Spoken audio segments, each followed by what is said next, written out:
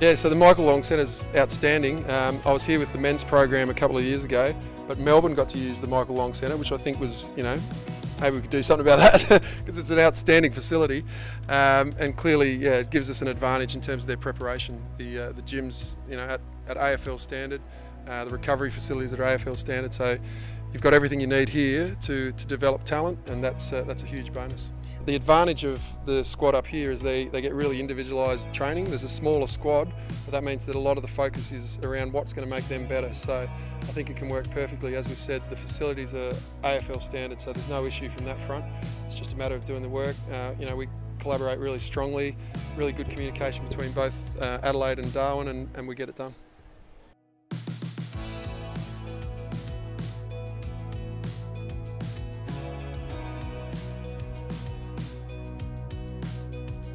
So the AFLW is just this really dynamic competition. So there's 2 new teams in this year. There's been a really big turnover in players at all of the clubs. We've got 10 new players out of 30.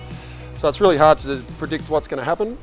Both of the first 2 seasons have been really unpredictable. This one will probably be the same. Hopefully we're up at the pointy end though. The quality is going to rise each year because there's so many players taking up the game at grassroots level, and therefore they're filtering through into the AFLW. So the standard will keep going up. Obviously expansion means that it's diluted somewhat, but I think there's enough coming through that it's going to maintain that standard.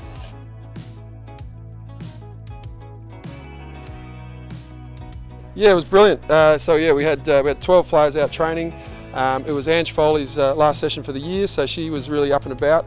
But there's a level of talent there, which is great, and that's a real bonus for us as the Crows, because obviously we've got the NT alignment, and so talented Territorians coming through. Hopefully, can end up playing with us in the AFLW. I think the standard in Season 2 was higher than it was in standard in Season 1, and I think it will continue to improve. As I said, in 3 or 4 years' time, there'll be another wave of really talented juniors who will have played football as their primary sport right through.